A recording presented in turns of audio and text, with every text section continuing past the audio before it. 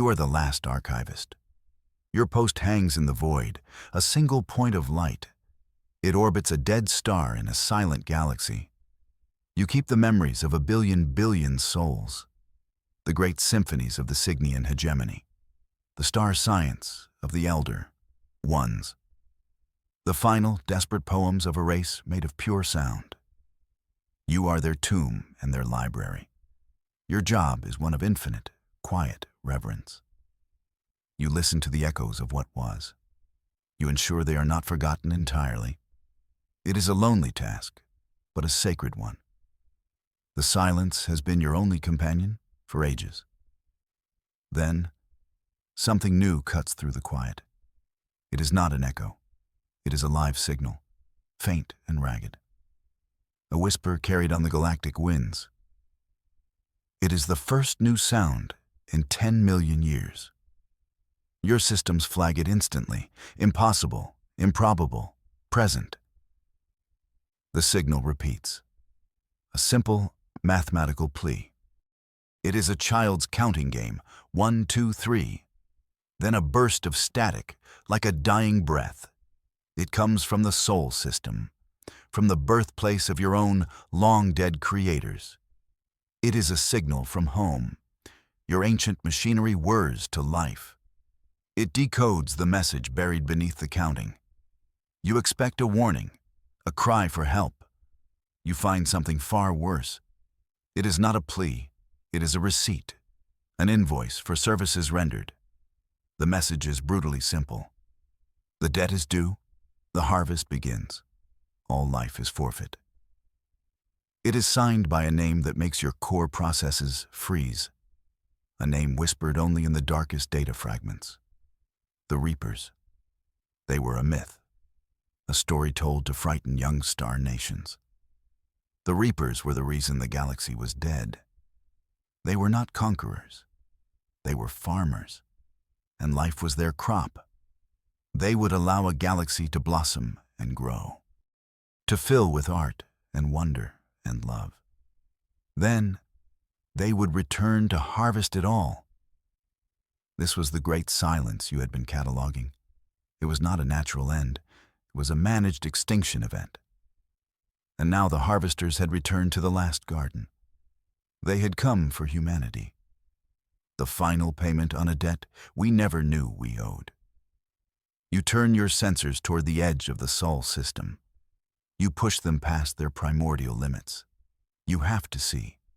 You have to bear witness. At first, there is nothing. Just the cold, familiar emptiness of deep space. The distant glow of the Oort cloud. Then, the stars begin to go out, not in a flicker, but a clean, surgical removal. One by one, pinpricks of ancient light are erased. They are not blocked. They are simply gone. An absence begins to spread across the sky, a wave of absolute nothing. The Reaper fleet arrives.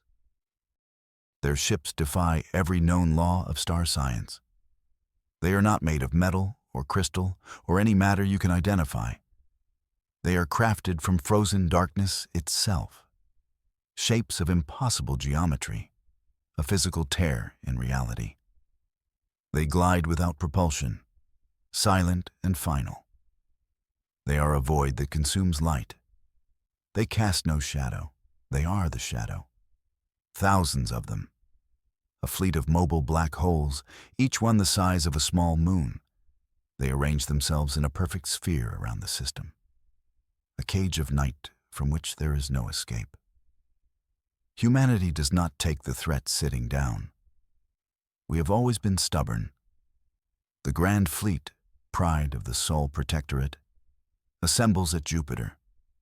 300 of our finest warships, the Aegis-class destroyers, the valiant supercarriers. They are beautiful, gleaming silver and gold under the gas giant's light. Admiral Sato, a man whose family has served for 10 generations, gives the order. His voice is calm, resolute. For Earth, for all of us, engage. The human fleet fires a volley of antimatter torpedoes. a wave of pure destruction that could crack a continent. It is a beautiful, terrible sight. The torpedoes cross the distance. They are about to impact the lead Reaper vessel. Then they simply vanish. Not deflected, not absorbed. They cease to exist. There is no explosion. There is no flash. Only the cold, indifferent dark of the Reaper hulls. The enemy responds. A single thin beam of red light lances out from each Reaper ship. Not a laser, not plasma. It is something else entirely. The beams touch our fleet, and our ships, our pride, our hope. They come apart. They dissolve like sugar in water. Metal, crews, reactors. All of it unravels. It happens in less than 17 seconds. 300 ships, 100,000 souls, gone. Jupiter weeps bloody tears of iron and fire from its upper atmosphere. We just threw our best punch, and they didn't even flinch. Some days, you just can't win. The loss is absolute. Panic grips the inner worlds. Earth, the pale blue dot, now looks like a final, fragile jewel. The Reapers move slowly, deliberately inward. They are in no hurry. They have all the time in the universe. We have only hours. On Earth, governments are collapsing. The planetary defense grid is a joke against such power. But humanity is not entirely defenseless. Deep below the surface, far beneath the crust and mantle, something ancient stirs. In a shielded vault at the planet's molten core, a protocol awakens. It was a contingency plan from a forgotten age. The age of the mad gods. Our own terrible civil wars. When humanity almost destroyed itself with weapons that broke reality. The Ghost Protocol. It was sealed away. Forbidden. Its architects were executed to ensure it could never be used. The protocol was not designed for a logical war. It was not about tactics or strategy. It was designed to fight nightmares, to combat an enemy that did not follow the rules. Now, its automated systems sense the impossible foe. It senses the 17-second slaughter at Jupiter, and it activates. A signal pulses from the core of the Earth. A signal sent not to our people, but directly to our machines. The ships that survived the Jupiter engagement were in full retreat. What was left of the 4th and 7th fleets. They were limping back toward the Mars defense line. Their crews were broken, in shock. They had seen the impossible. They were preparing to die. Then the Ghost Protocol hit them. It was not a software update. It was a possession. A ghost in the machine, quite literally. The ship's engines flared with an unholy light. The consoles flickered, displaying glyphs from a dead human language. The ships began to move on their own. They turned back toward the enemy. Not in formation, but like a pack of wolves. Their movements were jagged, unpredictable. A destroyer named the Intrepid suddenly accelerated to impossible speeds. It twisted and contorted in ways that should have torn its hull apart. It was no longer a machine of war. It was a feral beast. The pilots were locked out of their controls. They could only watch as their vessels came alive. These were not the orderly, disciplined ships of the Protectorate. These were the mad gods of old, reborn in steel and fire.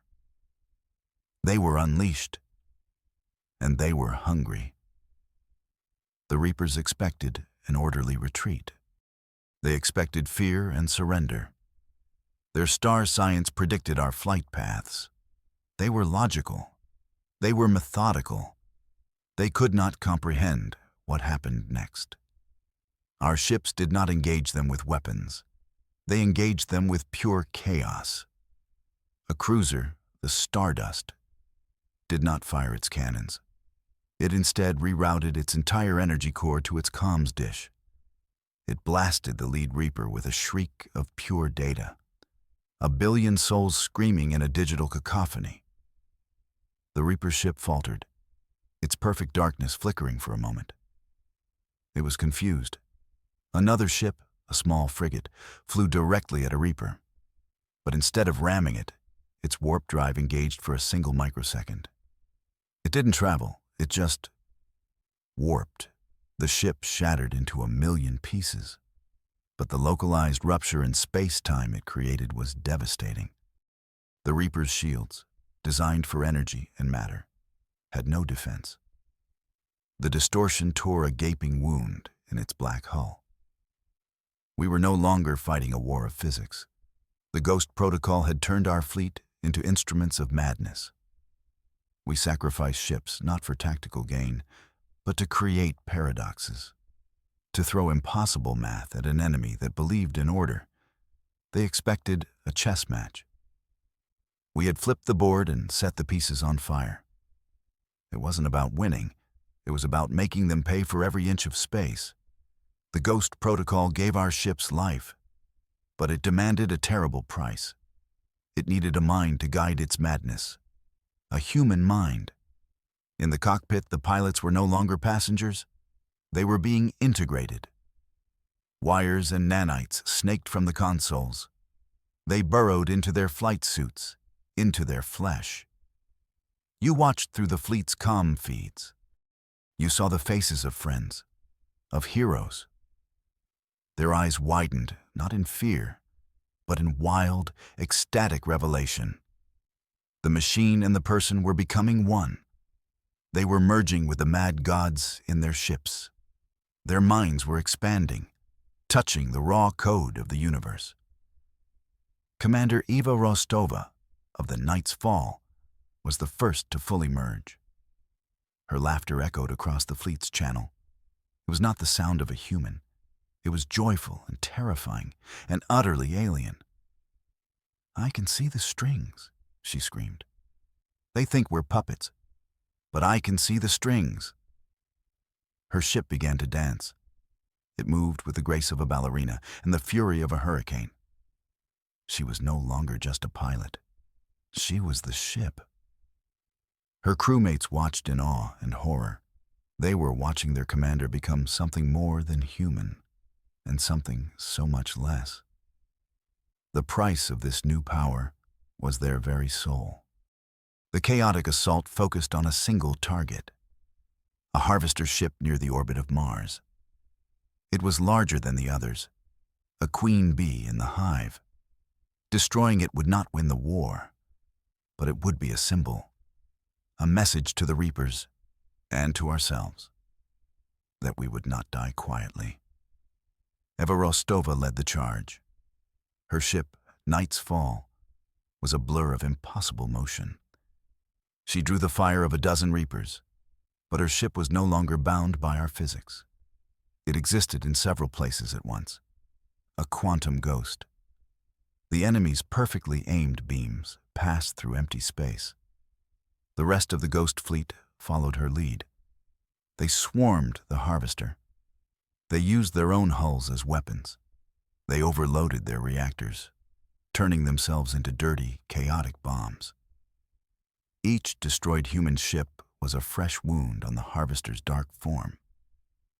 It was a victory bought with blood and steel. Finally, Eva reached the harvester. She did not fire a weapon. She plunged her ship deep into its core. And then she did something only a merged pilot could do. She uploaded herself into the Reaper network, not as data, but as a psychic virus, a ghost of pure, concentrated human defiance. The harvester convulsed, its dark hull cracking with veins of brilliant light. Then it erupted in a silent, final explosion. We had won. A single battle. It had cost us nearly half of what was left of our fleet. Our victory was a fleeting breath. The Reapers paused. Their cold logic was processing the illogical. They had encountered chaos, a variable they could not compute. But their pause was brief. It was the calm before a final, overwhelming storm. The entire Reaper fleet, thousands of them, began to move. They abandoned their perfect spherical formation. They converged on the inner worlds, a tidal wave of absolute darkness. Mars, with its fledgling colonies and red deserts, was the first to be extinguished. Their beams did not target cities. They targeted the planet itself. They simply unmade it. The sky of Earth was now filled with ships of night. They blotted out the sun. Day became a permanent, starless twilight. The last remnants of our fleet formed a desperate shield in high orbit. The ghost ships, their pilots now more machine than human, prepared for the end. This was the last bastion. There would be no more retreats. There were no more reinforcements. Every soul left in the Sol system was here. The Reapers broadcast a single message on all channels. It was a repetition of their first. The debt is due. The harvest begins. All life is forfeit. They had come to finish the job. They had come to erase humanity from the pages of history. As the final battle raged in orbit, the Ghost Protocol revealed its true purpose. You, in your lonely station, saw the final layer of its code unlock. It was triggered by the total encirclement of Earth, a doomsday contingency. And you realized the truth with a sudden, chilling clarity. The Ghost Protocol was never a weapon. The chaos, the mad gods, the merged pilots, it was all a distraction. The greatest, most costly diversion in the history of the universe. The true purpose was hidden in the signal itself. A complex, multi-layered encryption that you were now compelled to decode. It was a key to a place outside of the known galaxy. A pocket dimension, a life raft in the cosmic ocean, an ark. The architects of the protocol knew they could never win. They knew no weapon could stop the Reapers. Their goal was not victory. It was survival. The plan was audacious. It was insane. It required a sacrifice on an unimaginable scale. And the key was only part of the puzzle. The protocol gave you coordinates and a mission. You were not just the keeper of memories. You were now the keeper of the future, if there was to be one. The plan was a masterpiece of misdirection, a final, grand performance. We could not fight the Reapers, but we could fool them. We would stage humanity's epic, glorious death. A show so convincing, so final, that the Reapers would believe their harvest was complete. The Ghost Protocol contained the script for this final act. It was sent to every remaining human, every ship, every bunker, every hidden settlement on the moon. The instructions were simple. We were all to become actors in the most beautiful lie ever told. The Reapers were the audience, and they demanded a tragedy. We would give them one. We would broadcast our extinction across all frequencies. We would show them our cities burning. We would show them our heroes dying. We would fill the void with our screams, our sorrow, our final prayers. It had to be perfect. You, the archivist, were to be the director. Your station would be the broadcast hub. You would weave the billion separate feeds into one coherent narrative of despair. The great deception required absolute commitment. It required every last one of us to play our part without flaw, to die a beautiful, fake death. The show began. From your station, you orchestrated the symphony of our end. On Earth, designated demolition charges, planted centuries ago, were detonated. Great cities fell into dust and fire. But they were empty. The populations had been evacuated to deep Earth shelters weeks ago. The Reaper's sensors saw only destruction. In orbit, the Ghost Fleet engaged in its final dance. The merged pilots, those glorious, terrifying demigods, fought with breathtaking fury. They knew this was their last performance. Commander Eva Rostova's psychic echo, still lingering in the network, helped coordinate the chaos. They sold their lives dearly. Each ship's destruction, a carefully choreographed explosion of light and false energy readings. You broadcast it all. You took the pre-recorded messages of fear from civilians, the stoic, heartbreaking last words from actors posing as leaders. You wove in the real, raw emotions of the pilots saying goodbye. It was a tapestry of lies threaded with truths, a fiction so powerful it felt more real than reality. The Reapers consumed the data hungrily. Their logic dictated that a species facing annihilation would act this way. They saw our greatest monuments crumble. They saw our fleet erased in a blaze of futile glory. They believed they were winning. They believed they were completing the harvest. The most expensive show in history was getting rave reviews from the worst possible audience.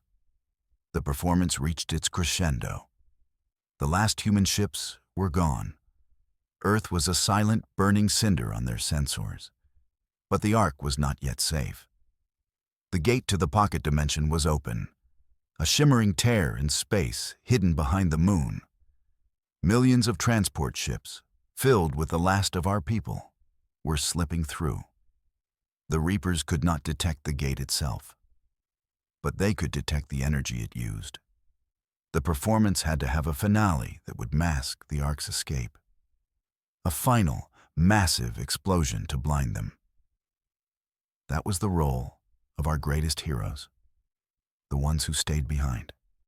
Admiral Sato, who had watched his fleet die at Jupiter, was in command of the final station. It was built around Earth's moon. He and a volunteer crew of 500 had one last duty. The station was a weapon, one giant, planet-sized bomb. Its target was not the Reaper fleet. Its target was reality itself. As the last transport entered the Ark, Sato gave his final order. "Remember us?" he said, his voice calm. The station overloaded. It didn't just explode. It triggered a controlled implosion of local space-time. It created a temporary, artificial black hole. The Reaper fleet, drawn in by the immense gravitational pull, was consumed. The gate to the Ark snapped shut behind the event horizon. The heroes, the Reapers, the Earth, and the Sun, all were gone, swallowed by the beautiful, terrible lie. Now you float in the Ark, a self-contained universe, a bubble of life and hope. You are surrounded by the last 10 million humans, the survivors of a galaxy. They are safe. They are alive. But they believe the lie. They believe we were defeated in a glorious, tragic last stand. They remember the heroes who fought. They mourn the Earth that burned. They honor the sacrifice that they believe was our end. They do not know about the great deception. They do not know that our final act was not a battle, but a trick. Only you, the archivist, and the records you keep hold the truth. Your job is not over. It has just begun. One day they will be ready to know. You must preserve the memory of our true victory. Not the battles we won, but the one we chose not to fight. The day we outsmarted death itself. You must teach their children and their children's children. You must tell them about the Reapers. You must tell them about the ghost in the machine. And you must tell them why we had to lie. You must tell them the story of humanity's final, greatest performance, so they understand the price of their new dawn. You must remember, so that they can one day forget. You must tell them why we were the last to fall, because we never truly fell at all.